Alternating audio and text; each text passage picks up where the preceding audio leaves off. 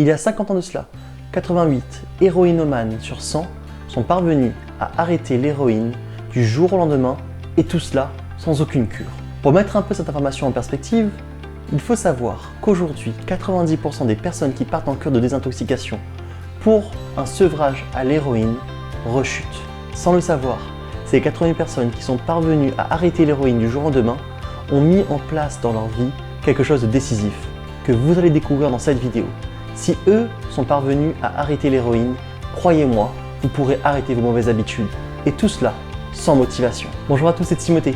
Je suis heureux de vous retrouver dans cette nouvelle vidéo où ensemble on va décortiquer comment fonctionne une habitude. On va aller en profondeur dans cette histoire et on va voir ce que ces 88 personnes ont mis en place pour que vous aussi vous puissiez le faire dans votre propre vie. Donc sans plus tarder, comprenons le cycle des habitudes. Le cycle de l'habitude est un cycle de 4 étapes. La première étape est l'étape du déclencheur, la seconde de l'envie, la troisième de la réponse et la quatrième de la récompense. Alors prenons le temps de regarder quelles sont ces 4 étapes et que signifient-elles. Le déclencheur est un ensemble d'éléments et d'informations qui permet à votre cerveau d'anticiper une récompense. Et c'est ce fameux déclencheur qui amène votre cerveau à adopter un comportement. Donc, une fois que le déclencheur se présente à nous, on a envie d'une récompense, alors qu'est-ce qui se passe? C'est la phase de l'envie. Sans un minimum de désir ou de motivation, nous n'avons aucune raison d'agir. La réponse est l'habitude réelle que vous allez accomplir en pensée ou en action dans le but d'atteindre cette fameuse récompense. La récompense, quant à elle, est ce fameux désir profond. Pour comprendre bien ce cycle de déclencheur, prenons un court exemple. Vous êtes au travail et là quelque chose de difficile, une tâche compliquée à effectuer, arrive face à vous. Vous vous sentez coincé, cette étape est le déclencheur. Suite à ce déclencheur, une envie profonde va arriver, vous vous sentez coincé et vous avez besoin de vous soulager, de vous relaxer un petit peu parce que ce stress et ce blocage vous gêne énormément. La réponse que vous allez faire, c'est que vous allez prendre votre téléphone de votre poche, pouf, vous allez le sortir, le regarder tout naturellement et vous allez surfer sur les réseaux sociaux. Cette étape est l'étape de la récompense. Alors vous satisfaites votre envie de vous soulager et le fait de consulter les réseaux sociaux deviennent pour vous associés à un sentiment de blocage et de frustration au travail. On peut créer 2 phases dans ce cycle d'habitude. La première phase est la phase du besoin et la seconde phase est la phase de la récompense. Vous l'avez compris dans la première phrase, comme sur l'image qui apparaît maintenant à l'écran. On reviendra sur ce point un peu plus tard, mais pour résumer tout cela, le déclencheur fait naître une envie qui motive une action qui, quant à elle, produit une récompense pour que par la suite, un déclencheur soit associé à une récompense. Maintenant que nous avons mis un cadre sur comment fonctionne le cycle d'une habitude, il faut savoir qu'enlever une seule pièce, une seule phase, une seule étape de ce fameux cycle permet de détruire n'importe quelle habitude. Et comprenons comment ça s'est produit pour ces 88 hommes dans l'introduction. En 1971, l'Amérique est sous le choc. Elle apprend par une étude publiée que 35% de ces soldats déployés pour la guerre du Vietnam ont essayé l'héroïne et que 20% d'entre eux sont aujourd'hui toxicomanes, addicts à l'héroïne. Alors c'est à ce moment-là que les États-Unis décident de déployer les moyens forts. Ils mettent des bureaux de dépistage, ils mettent en place tout un système pour pouvoir réceptionner les soldats américains qui rentreront de la guerre du Vietnam parce qu'ils s'attendent à l'hécatombe aux États-Unis.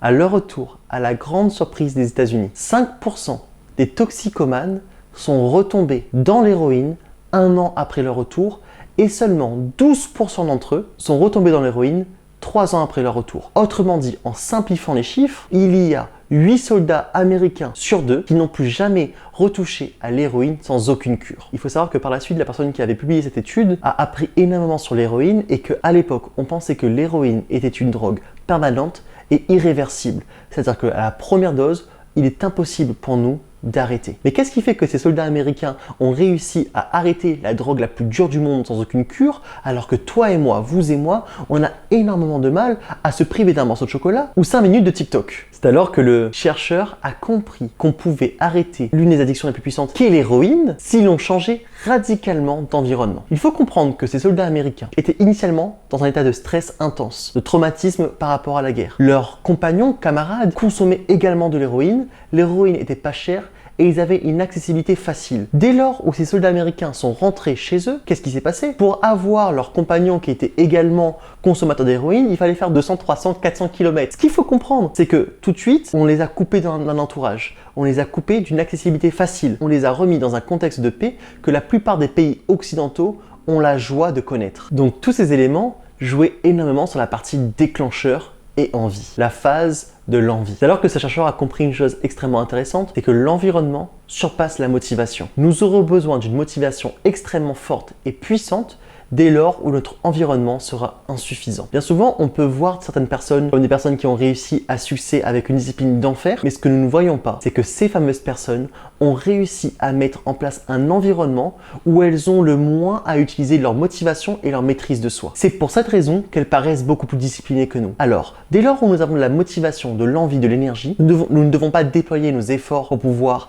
arrêter une mauvaise habitude. Nous devons déployer nos efforts pour changer d'environnement. Autrement dit, pour changer, il est beaucoup plus facile d'avoir un nouvel environnement que d'avoir une discipline ou une motivation d'en faire. Alors aujourd'hui, je vous ai promis éradiquer une mauvaise habitude sans motivation. Effectivement, cela est possible pour la simple et bonne raison que l'on aura besoin de motivation dès lors où ça touchera la partie réponse. Rappelons-le, la réponse est l'action que vous allez mettre en place pour pouvoir obtenir une récompense. La récompense est liée au déclencheur. Autrement dit, si vous changez le déclencheur en changeant radicalement d'environnement, vous ne reproduirez plus votre réponse, car il n'y aura pas d'envie et donc de motivation nécessaire à déployer, puisque aucun déclencheur n'aura eu lieu. Encore une fois, cette fameuse loi Pareto, 20% de nos actions produisent 80% de nos résultats. On pourra déterminer que votre environnement sont ces fameux 20% d'efforts que vous allez devoir mettre en place pour produire 80% de résultats. A contrario, votre motivation, c'est 80% des efforts que vous allez devoir déployer pour n'avoir que 20% de résultats au meilleur des cas. Il faut savoir que nos habitudes est une action que nous allons répéter pour avoir une récompense. Et cette répétition va encoder dans notre cerveau nos habitudes. Cette habitude ressurgira à chaque moment propice, sans que vous le demandiez. Dès lors où le déclencheur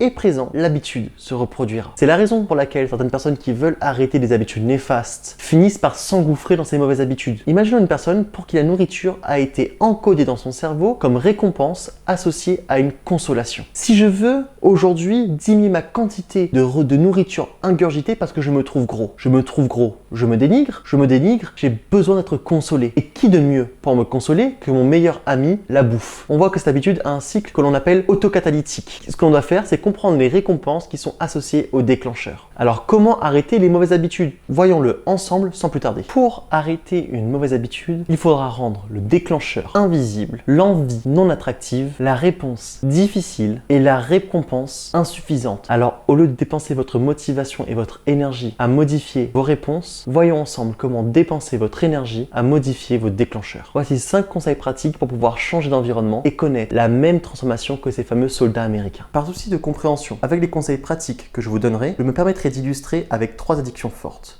Autrement dit, 3 habitudes destructives, difficiles à arrêter. Ces 3 addictions seront la pornographie, les drogues et les réseaux sociaux. Je vais vous demander de rien changer, mais juste d'être à l'écoute de vous, de prendre un cahier et de prendre note. Reconnaître d'où peut provenir le problème est déjà la première étape de votre guérison. Donc la première étape pour changer radicalement d'environnement est d'être à l'écoute de vous et d'essayer de comprendre quels sont ces fameux déclencheurs. Et notre cerveau est beaucoup plus complexe que cela. C'est pas une seule chose qui va nous faire chuter ou rechuter. Ce qui nous fait chuter, c'est tout un environnement. Et en prenant le temps d'être à l'écoute de soi, vous pourrez rapidement déterminer quelques déclencheurs qui vous poussent à réitérer cette addiction. Deuxième chose pour pouvoir changer d'environnement, changez votre exposition volontaire ou involontaire des déclencheurs que vous avez pu déceler dans la première étape. Avant d'aller plus loin sur ce point, comprenons une chose. Un être humain dispose de 11 000 capteurs sensoriels et 10 millions de ces capteurs ne sont dédiés qu'au sens de la vue. Autrement dit, changez un tout petit peu ce que vous voyez et vous allez changer grandement comment vous vous comportez. Prenons un exemple. Pour diminuer le nombre de fois où je suis exposé à la pornographie, je vais devoir diminuer le nombre de fois où je suis exposé aux déclencheurs qui sont associés à la pornographie. Troisième étape,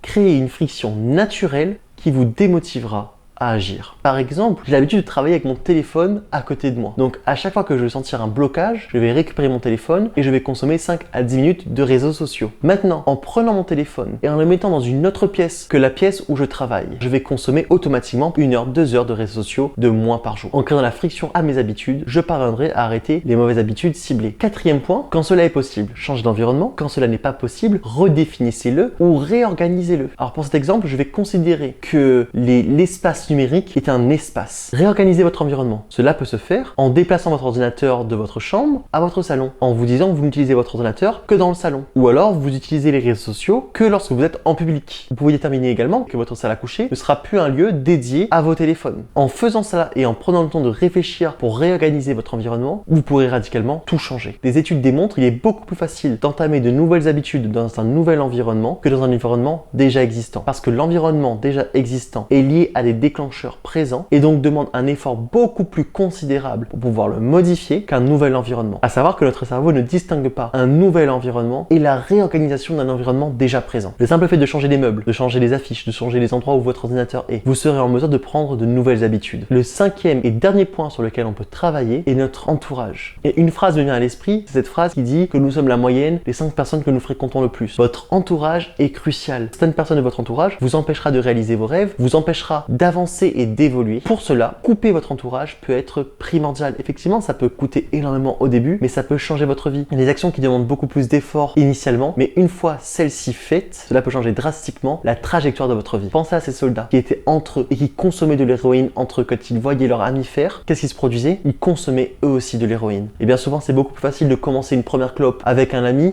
qui fume déjà, plutôt que de commencer sa première clope avec des gens qui sont extrêmement axés sur le sport et sur la santé et qui ne fument absolument pas. Il en est de même pour toutes vos autres habitudes. Alors oui, ces 5 conseils pratiques pourront vous demander une motivation, mais cette motivation, on en a tous de manière aléatoire. Nous devrons l'utiliser pour changer et pour pouvoir passer à l'action, pour modifier l'environnement et non pas pour essayer de résister tant bien que mal à une mauvaise habitude. Pour conclure, une récompense est liée à un déclencheur. Changez vos déclencheurs et vous allez changer tout ce schéma, tout ce cycle des habitudes et ce cycle de récompense. N'oubliez pas, nous ne sommes pas des surhommes.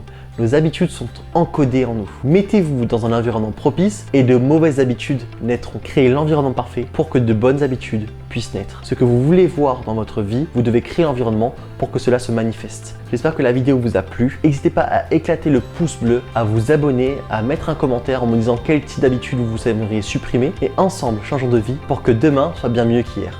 Gros bisous, à bientôt.